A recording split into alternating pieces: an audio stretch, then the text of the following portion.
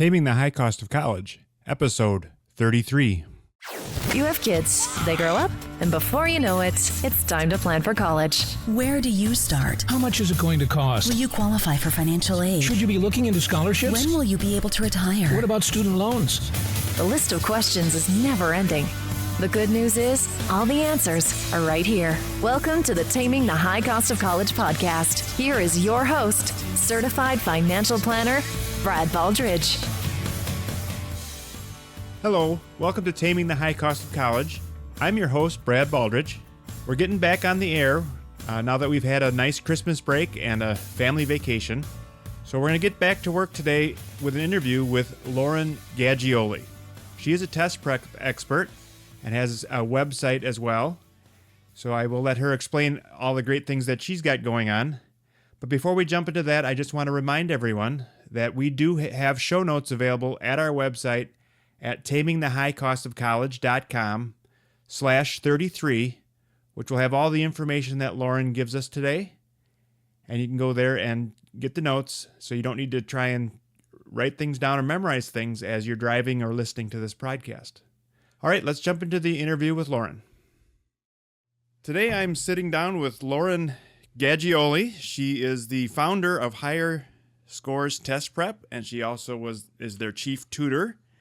And today we're going to talk a little bit about ACT and SAT tutoring and how to find a good prep company if you're in the market for that type of thing. So welcome, Lauren. Hello, Brad. Thank you so much for having me on. Before we jump into the material, why don't you tell us a little bit about your history? How did you get involved in founding a company, and what's your experience so far? Absolutely. So I always joke that I got my degree in theater from NYU and promptly realized that I needed to make money, which unfortunately is not the easiest thing to do with a theater degree. So I was at NYU and I moved to LA, and in LA, it's really hard to get a job doing what most actors and actresses do to make money, which is waiting tables, just because you're in competition with all the wannabe rock stars and future producers and directors, et cetera, et cetera. So I instead sort of thought about who I was and what fit me. And I've always loved tutoring. I've done peer-to-peer tutoring. I volunteered as a tutor when I was in college on the weekends with a community service organization. So I've always really enjoyed sharing knowledge. And so I thought, well, what about test prep? It's perfect in terms of the timing. I can go to auditions during the day and I can do test prep at night. And the schedule was awesome. And so I started working with one of the large test prep firms and was there for about a year and a half. And there were some things going on in the organization that I wasn't a huge fan of, namely the customer service side of things I felt was a little bit lacking. My mom raised me to be very, very conscious of customer service and how you're treating your clients, all of that. And I found that I wasn't in a place, I was just a tutor. You know, I wasn't in a place to affect change on some of the other issues that were happening. And I thought, you know what? I can do this better and I can do it for less because I will be taking on an entrepreneurial venture. And at that point, I had decided to leave the acting world. There was a lot there that I wasn't a huge fan of. So went into this full tilt, and I've been doing it for over 7 years. And I've exclusively been tutoring SAT and ACT, which is somewhat unique in the tutoring realm, just because a lot of people teach, you know, a wide variety of subjects. But this is really, I've always been good at these tests, and I've always felt really, really bad for students who don't see sort of what's going on behind it, because it is almost like a logic puzzle. There's a reason it's called the SAT reasoning test, and there's a lot going on beneath the surface that if students can tap into that and figure out how to pull that apart and learn the game that they're playing, learn the rules essentially, they can make huge leaps far beyond what just dealing with the academic side of things can do. So it's a very unique proposition, and I really enjoy it. Okay, great. So a couple of kind of introductory questions then. So if I'm a parent and we're just starting this process, I think most parents realize that, the way I did it, I took an AC test. I took it once. My prep was to sharpen some pencils. And, and then you went and took the test and you lived with the score. That's how most parents did it. And we realize now that most students are going to be doing it differently. But can you give us an idea of what that might mean? How many times do they take it? How often are people prepping? What kind of things do they do? What should we plan for if we've got a freshman or sophomore as we're kind of looking ahead and saying we're going to have to do, get into the testing at some point? Sure. Well, I think the first thing, I'm a huge fan of taking the long view. And if you look at test prep, and especially if you're looking at working with a one-on-one tutor, I do that. And I also have a course, which is a little lower price point. But regardless, you're looking at spending a pretty hefty chunk of change. So I think the important thing is to take a step back and go, okay, why are we doing this? Why is it different? And I think the landscape when a lot of today's parents went to college was a lot less competitive. Frankly, college costs less, so they didn't need financial aid, maybe to the same degree that students do today. And there, just in terms of getting in, there was far less competition. So I think those two factors are part of the reason that preparation has become a thing. More students are going to school these days, and the higher your scores, the more money you can get out of a college in the form of merit aid, potentially scholarship competitions. There's also, of course, the National Merit Scholarship Competition that happens around the PSATs. So there are a lot of benefits, and it's about that return on investment. And that's really where we need to start. If we're paying for a service, we need to think about what we're going to get out of it. And it doesn't just stop at a higher score. It really can affect how much where you end up going first and foremost, and how much you end up paying. So I think that's really, we got to frame the conversation because it is a different time. So as you're stepping forward into this process, I have tons of tips that I could share with you. I think the number one thing that I would say is that as a family, you need to commit to this process of preparation. And I think it starts with a conversation with the student. If you are dragging your student through this, I don't care how much money you throw at a tutor, the scores are not going to go up as much as they could. So it needs to really be a coming together. I see it in my experience. Some students are fighting it tooth and nail.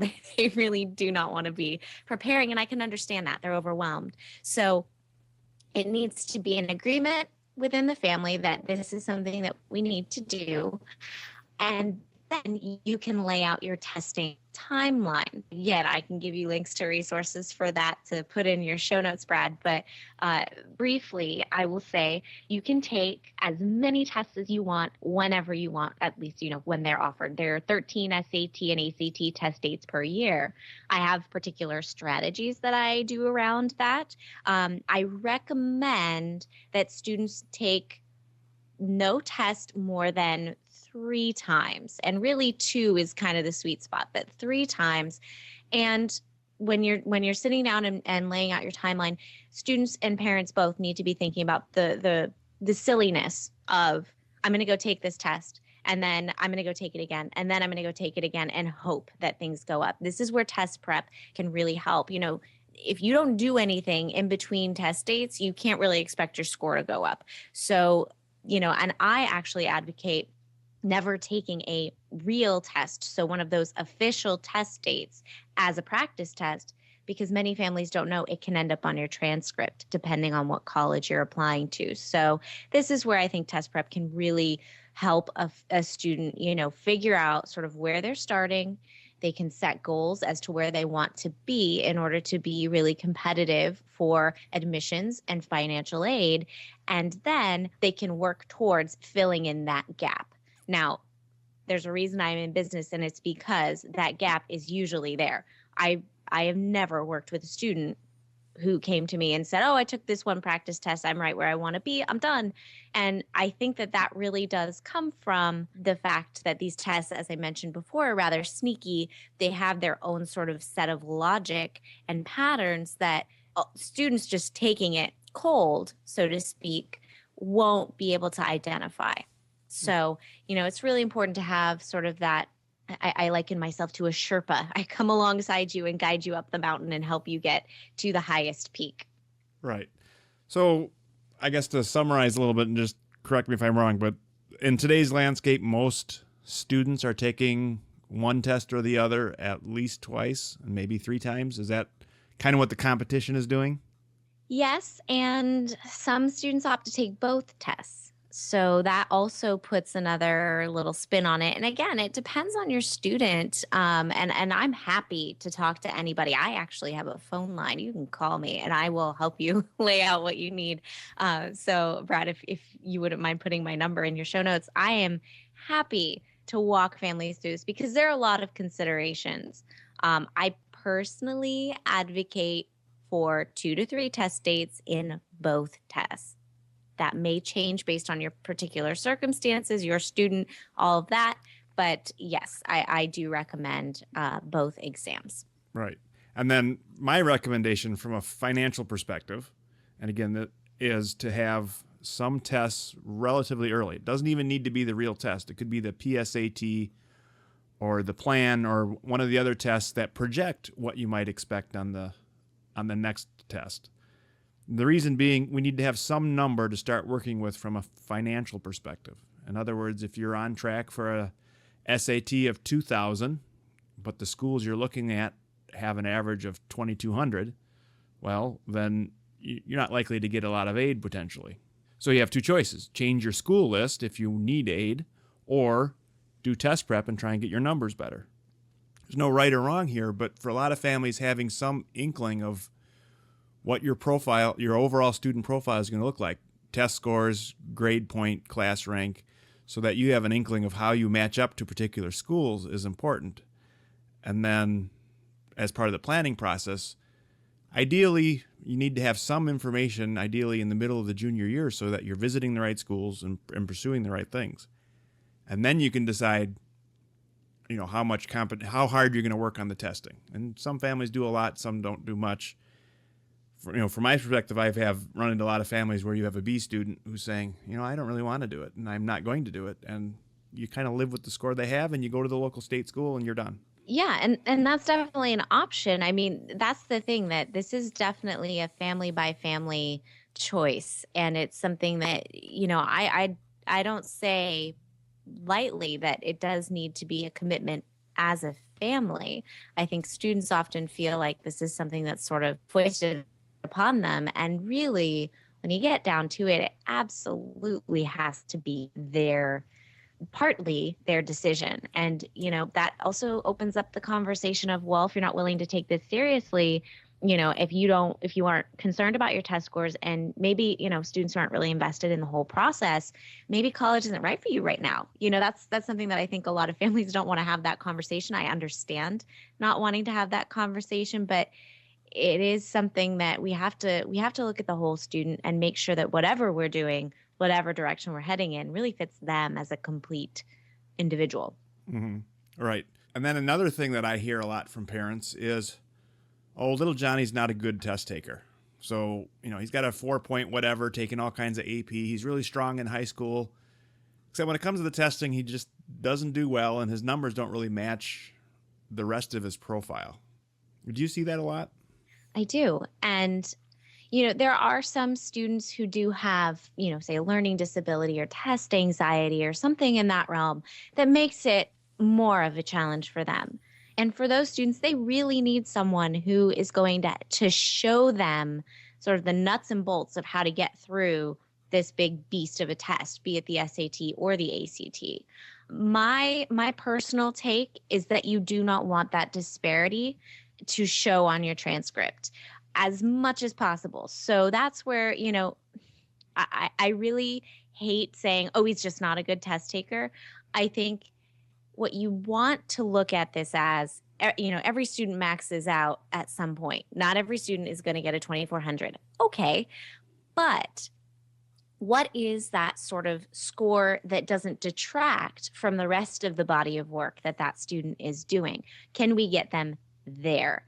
And I think that when you again sort of begin this process with the end in mind, have a target goal, I think for a lot of students that takes the pressure off, because that sort of hypothetical kiddo that you just described, who's that AP student, maybe doing sports, very involved, all of that, that's great. but you just don't want that disparity to be there. And I think those students also feel a lot of pressure to get that 2,400. Whereas if we start by laying out a list of colleges that we like, and then looking at their numbers and getting a sense of what the score is that they might need to be eligible, or at least likely to get in, that sort of takes the pressure off the student because they have a goal. And that's something that I see that not a lot of companies, a lot of test prep companies do, that I actually start with, is that goal setting. Because a lot of students just go, they're comparing themselves to their peers, or they're comparing themselves to this fictitious beast of a score that's in their head. And when they actually turn around and look at the reality, it takes the pressure off, and they have something to work towards. So it's sort of a double whammy and helps them take that step into those higher scores and into that prep in a more confident, relaxed manner, which again, for that student who is quote unquote a bad test taker, that can be the change right there. That can be all that they need to really, switch it up. Right. So let's go to the other end of the spectrum now.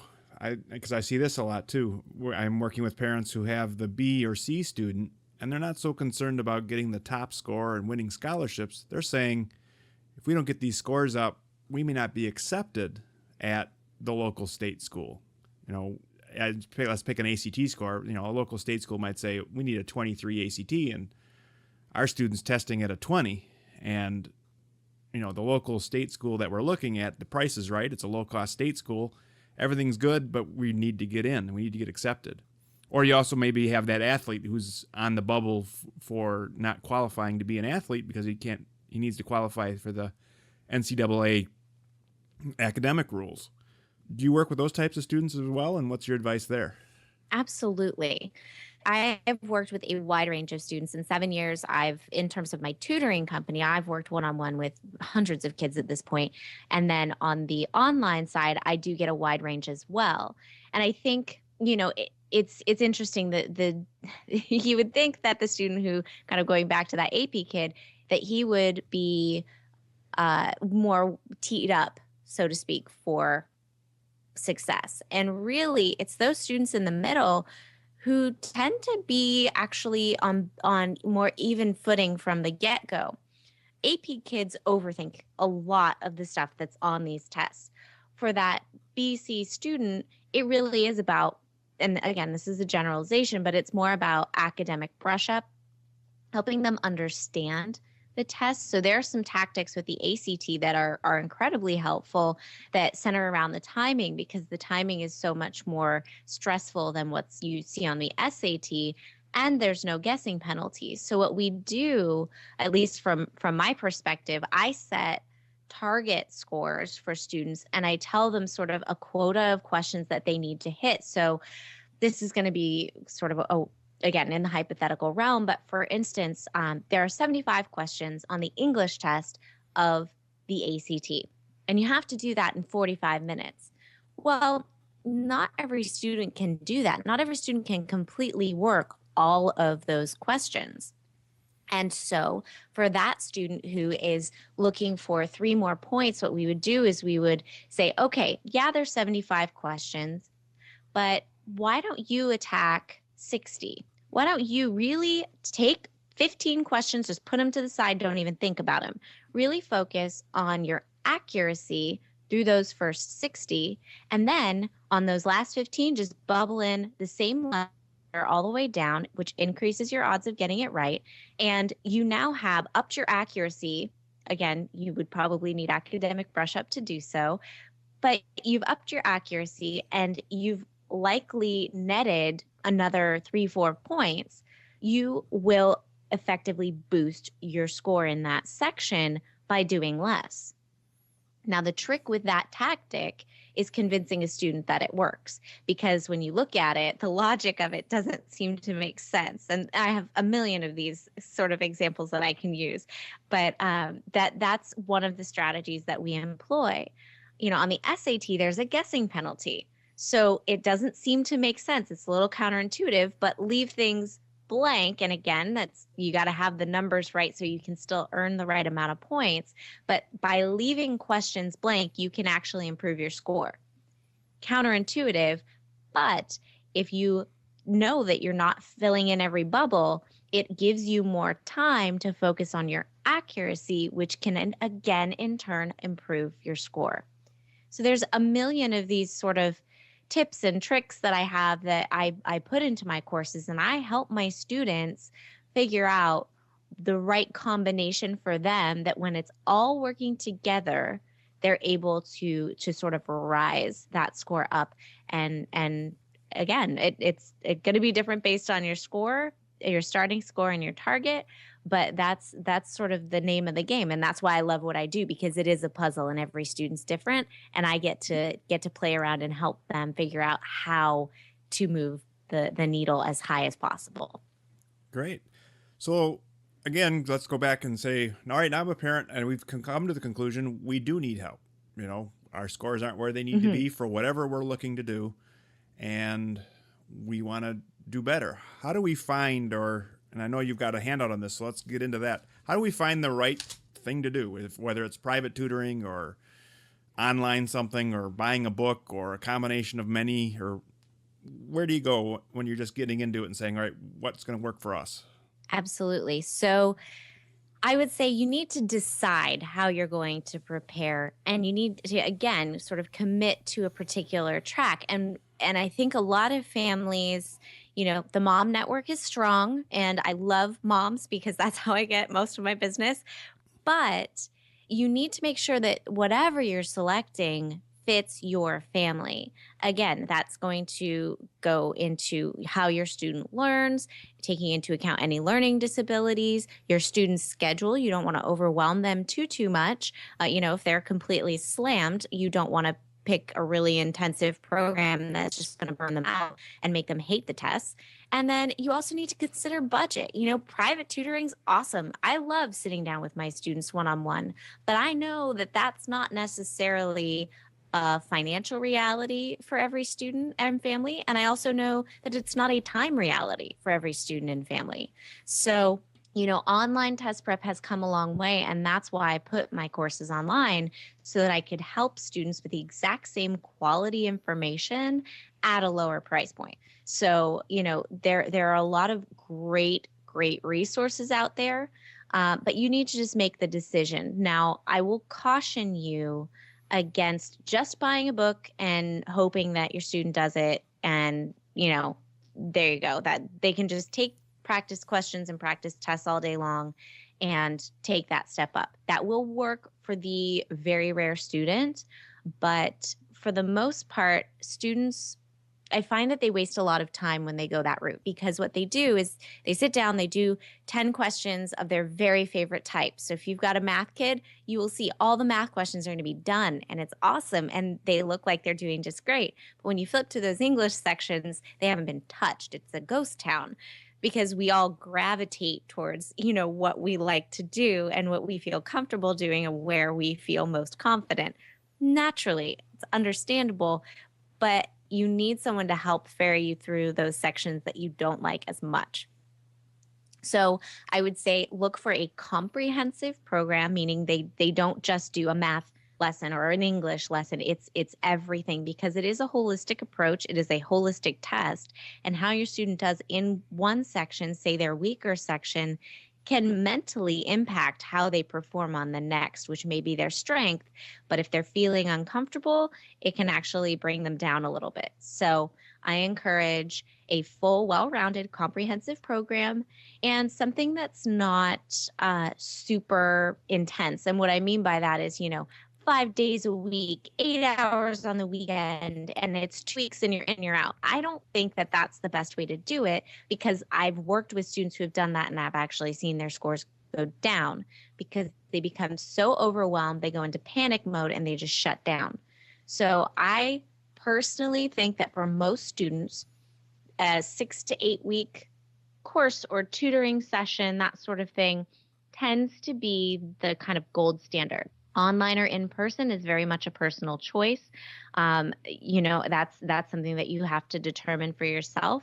But There are also, after you've sort of decided how you want to prepare, then you need to talk about finding the right test prep provider. And for that, I have 6 questions that every family should be asking when they do sit down to sort of, once they've decided how they're going to prepare, now they determine who to prepare with, or with who to prepare, I suppose. So that would be the next step. Would you like me to go through those 6 questions, Brad? Yeah, yes, we have about 10 or 15 minutes. I'd love to go through the questions, and then obviously we're going to make this entire question list as a document available. You just give us your email address, and we'll get it out to you as well on the website. Absolutely. And so we'll have it in writing too. If you're driving or whatever, don't need to worry about it. We will, like I said, have it available for you. But yeah, go ahead. Let's start it. Let's jump into it. All right. So once you've decided how you're going to prepare, you want to find the right fit for your family. So obviously, it is an investment. How much you spend is very much determined, obviously, by your own budget. Don't discount it as an investment, though, because remember, you can get money back. So, there is an ROI of test prep, so to speak. But when you sit down and you're getting down to the nuts and bolts of how a program is created, these are 6 questions that you want to consider. So the very first one you want to ask is, how much of the material that you use, the test prep person use, is published by the test maker? Now, this is critical, and it's something that a lot of families don't realize, but there are a lot of quote unquote fake books out there, books put out by people who other than College Board and the ACT. And again, we are preparing students for a test. We want them to be as comfortable and familiar with the tone of those materials as possible.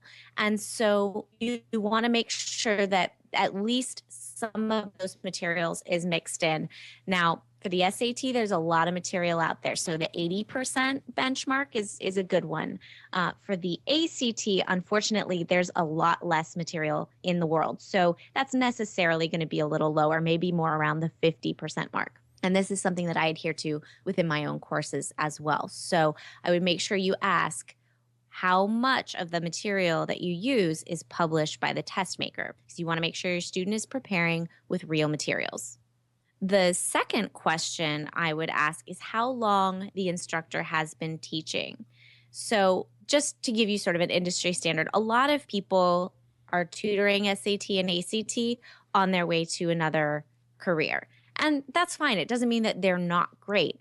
That said, I think that if someone's been teaching for 6 months, a year, still a little green, you probably want someone who's a year plus. Now, as I said, I've been doing this for 7 years because I was doing it as a layover and ended up staying here because I like it. So, that's pretty rare. But someone in the 1 to 2 years, you're talking about someone who really knows these exams very well. And you just want to make sure you're not getting the first class that an instructor has been teaching. Not to say that they wouldn't be good, but it just, it's one of those things where a little longevity is gonna help you feel probably more comfortable. Also, this identifies you as a sort of a squeaky wheel, so to speak, in a larger test prep company. And they're going to make sure they put you with the stronger instructors because they know that you know the questions to ask. And that's something that so few families do. It's going to set you apart and put you sort of in this different category from my own personal experience, what I've seen when working in a larger company. So I would just make sure you ask just a few more questions than the normal person. How long has this instructor been teaching? It just shows that you have a savvy around test prep that a lot of families, I think, don't or maybe never share. Right. I think those are great so far. Okay. So the third question is, how long is the course and how often is each meeting and how long does each meeting last? Look, this kind of goes down to fitting in your student's schedule. A lot of classes and even some online courses meet at very specific times. Well, if your student's overloaded, they're not going to be able to make a meeting, and every lesson is important. Let me tell you, as someone who's created courses, I don't put fluff in, and I don't know anybody really who does, I should say. there's always nuggets sort of strewn about in every lesson. And so it's really important that students are consistent and do not miss, you know, extreme circumstances notwithstanding. So you want to make sure that you're getting a program and looking into calendar and figuring out how it fits into a student's schedule. And that's something that I think online classes and tutoring sort of have an edge, some online classes, because they do have a lot more flexibility within a student's schedule. Question number 4 is how many hours of homework can we expect? And this is, again, something that how's it going to fit within your student's schedule into their framework? And I will caution you, any course that does not give any homework that like meets once a week, or is not having students experience the test material at least 2, if not 3 times a week, that's going to really create a separation and kind of hinder how fast your student can grow. So you want to know how much homework a student can expect. And this kind of dovetails with that question 3 about fitting into your student's life. Question 5 you want to ask is how many full-length practice exams are included in your course? Part of the problem with today's, smartphone society is that we have attention spans of ants. Like kids, I meet with them, if I'm working with them one-on-one, they can't not touch their phone for like 15 minutes. It's ridiculous. So then you say, okay, well, I'm going to go toss you into this 4-hour exam. Well, if they never practice focusing for that long, they're going to really struggle. So you want to make sure there's at least 1 or 2 full-length exams. Now, some courses go to the other end of this, and I have a kind of unique perspective on it. Some courses will give students like 10 full-length practice exams, and I think that's too much because it's kind of like when you're rehearsing a play. I'm a theater kid, so let's go there. You still want to have nerves after the dress rehearsal. Not so much that it hinders your performance, but just so you have that energy and it feels fresh and you're able to sort of get out there and give it your all because you've got maybe a little more adrenaline than usual. Students who have seen 10 practice tests are so bored with the exams. By the time they get in the real room, it's like that sense of this matters just totally is diminished. They don't have the ability to really give it their all because they're so wiped out. So I would say, 2 full-length exams is what I advocate. 3 or 4 over a 6 to 8 week course, not bad. Any more than that, I'm really worried that my students are going to just check out on test day. So I would definitely ask how many full-length practice exams are included. One last question is, what is the instructor's student's average improvement on the SAT or ACT? Now, this question, again, I ask for a very different reason than what you're probably thinking. It's not about how many points someone says. It's more about, do they know? Because unfortunately, fortunately and unfortunately, it's not a regulated industry. And so for that reason, people are able to just come in, do their thing, say they get certain, points and whatnot, and then move on. Some instructors, though, when you get them on the phone, they either don't know their averages or they sort of waffle. They go, oh, well, it's this for this kind of student, and there's a lot of parameters around it. So you want to make sure that you're checking in, because what it shows is that your instructor checks back with their students, checks back with their clients. And again, that goes to customer service, which I'm a big proponent of, and I know it's something that's kind of lacking within this industry. So if you ask an instructor, and again, don't just look at the website, ask them, talk to them on the phone and get that information. If you're working with a large test prep firm, ask them what the instructor that's teaching your course gets. Because if they're not tracking that, it means they really don't have any oversight on that individual instructor. And to me, that shows a lack of interest in bettering your product, in making sure you're giving great customer service, in following up, all of those things. So again, the points aren't necessarily all that important. I think industry average, I would say, again, it's not regulated, so it's hard to say, 150, 200 points on the SAT is good. ACT 2 to 3 seems to be what I see a lot of people saying. Mine are well above that, but it's just something that you do want to make sure you're asking, just to sort of check that box and make sure they're going to check back with you and take care of you. And again, it identifies you as a squeaky wheel. So squeaky wheels get the oil, and when it comes to test prep, you're paying money, good money, for a service. And yes, there's a lot at stake with these scores. So you want to make sure you're getting exactly what you need right out the gate so you can do your prep, get done, get your student scores, and get on with your life. Because as I always say, my students don't have to live in the tests. I do. That's my job. They get to leave the nest, and hopefully as quickly as possible. Right. All right. Well, that was a lot of great information, and I do appreciate it. So let's wrap things up. But before I let you go, I ask people to give us 3 quick tips that can help parents and families with the college process. Can be related to the stuff we just talked about, or 3 completely random other items. But any quick ideas as far as what parents and students can be doing? Sure. Number 1, talk.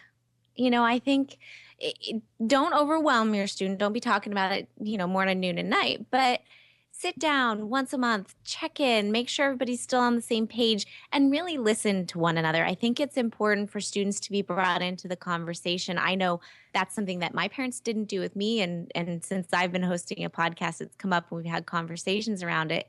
And it's one of their biggest regrets is that they didn't really talk to me about what I was doing and where I was going, because they didn't want to hinder me. But at the same time, I'm not an actress now. So, maybe I would be doing something different. I love where I ended up. But if we'd had those conversations, it could have saved me a lot of time and them a lot of money. So talk to one another. Number 2, reach out to be professionals in the college admissions industry. I joke I'm in a teeny tiny corner of it. My expertise is in the SAT and ACT. If you have a question, call me. I'm happy to talk to you on the phone. I am never more excited than when my phone rings and I get to actually help a family. And I think that spirit of giving and of caring is one that's a through line with, I think, every industry expert that I've spoken with in this college admissions game. So, reach out. We're here for you to support you. And I would say number 3 is get educated. And whether it be through reaching out to us or reading interesting books about college admissions, there's a lot of really fun stuff out there. Doing research, all of that. Arm yourself with real information from people who know sort of what they're talking about. I would not just Google search first thing that comes up. Make sure, click on that and off you go. Make sure you're getting information from a quality source. Make sure you know the credentials of the person. Again, not that people who don't have credentials can't help you, but in today's day and age where it's so easy to slam up a blog post, anybody can post anecdotal information about their college experience. And I would hate for people to be taking that as truth when maybe it's just one person's experience. So arm yourself with information. It takes a lot of work, but this is a big investment. Brad talks about that all the time. And that's why he does what he does to sort of help bring down that cost. And I think, if you're going to be paying for something, think about it like a car. You wouldn't just go out to the lot, buy the first thing that looks pretty and go home and, assume that it all would be well. You've got to look at the Carfax and all that. So kick the tires a little bit. Really make sure you're getting your money's worth, be it in the services leading up to college or college itself. Okay, great. Was that 2 or was that 3? That was 3. All right, good. Sorry, I lost count there. Well, That's okay. I talk fast. Yes, I really appreciate this. Was a great interview. People, I'm sure, are learning a lot from you. If they want to learn even more, how can they, what are your websites and podcasts, and how do they get more information about what you're doing? Absolutely. So as Brad just mentioned, I do have a podcast and I interview fantastic people all about the college admissions process in general and do solo episodes about the SAT and ACT. So that's a great resource. collegechecklistpodcast.com will get you there. For my SAT and ACT courses, which are online, They're 8-week courses and they're personalized to your student. You can come over to higherscorestestprep.com. And there you can learn all about that. And like I said, give me a call. I am happy to chat on the phone. And my telephone number is 760-814-9655. And that's on the website. And you can reach out to me if you need anything. I am happy to be a resource to you. So feel free to come on over to the site, give me a call, and I look forward to chatting with you. All right. Well, thank you, Lauren. That was, like I said, great information, and we'll stay in touch, I'm sure, and perhaps have you on again soon. Oh, that'd be great. Thanks. Bye-bye. Thank you for listening to the Taming the High Cost of College podcast. Now it's time for you to take action. Head to tamingthehighcostofcollege.com for show notes, bonus content, and to leave feedback for Brad. The next step on your college journey starts now. Brad Baldridge is a registered representative of Cambridge Investment Research and an investment advisor representative of Cambridge Investment Research Advisors, a registered investment advisor. Securities are offered through Cambridge Investment Research Incorporated, a broker-dealer and member of FINRA and SIPC. Brad owns 2 companies, Baldridge Wealth Management and Baldridge College Solutions. The Baldridge companies are not affiliated with Cambridge Investment Research.